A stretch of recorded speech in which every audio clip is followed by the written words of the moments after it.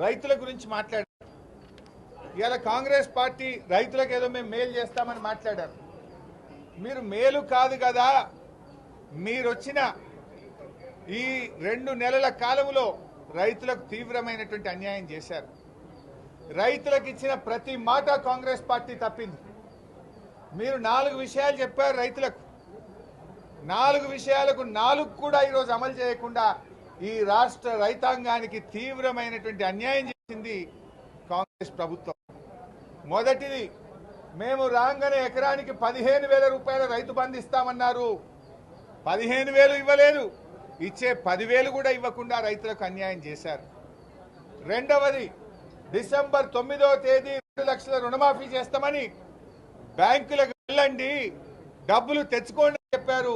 రైతులకు రుణమాఫీ విషయంలో ఇవాళ మీరు డిసెంబర్ 9 పోయింది, జనవరి 9 పోయింది, ఫిబ్రవరి 9 వచ్చిన రుణమాఫీ మీద ఇప్పటిదాకా మీరు రైతులకు నిర్ణయం తీసుకోకుండా మోసం చేశారు.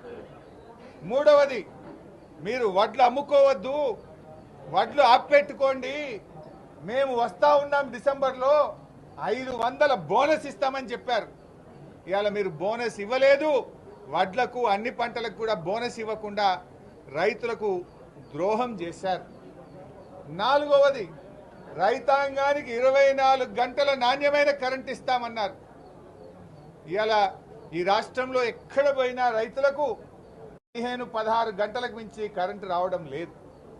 మోటార్లు కాల్తా ఉన్నాయి, ట్రాన్స్ఫార్మర్లు కాల్తా ఉన్నాయి, రైతులు ఆందోళనలో ఉన్నటువంటి పరిస్థితి. అంటే రైతులకు మీరు 4 హామీలు ఇస్తే 4కి 4 కూడా అమలు చేయకుండా మీరు రైతాంగానికి తీవ్రమైనటువంటి అన్యాయం చేసింది ఇవాళ Congress party. Hit TV presents like, share, comment. TV వాళ్ళకు కూడా నేను ఒక సర్ప్రైజ్ ఇద్దాం అనుకుంటున్నాను. మీరు మాత్రమే జెస్సీ ఎందుకు అయ్యారు? ఇలాంటి అమ్మాయిలకి పిలవడానికి బాగుంటుంది. చందు సాయికి like you and have a, జనాలకి ఒక పేరు నచ్చిందంటే దీనికి ఒక ప్రాసెస్ ఉంటుంది. ఎందుకు ప్రాసెస్ డైరెక్ట్గా వెళ్ళిపోదాం. ఏదైనా ఒకటి మర్చిపోయినావా నువ్వు? ఏం మర్చిపోయావు? ఏదో ఆ టైంకి మన సుడి బాగుంటే ఎవరన్నా చూపిస్తే రాయగలం కానీ డోర్ టు డోర్ సేల్స్ చేసేవాళ్ళు. శారీ వస్తుంది, శారీలో వెనకాల కట్టుకుని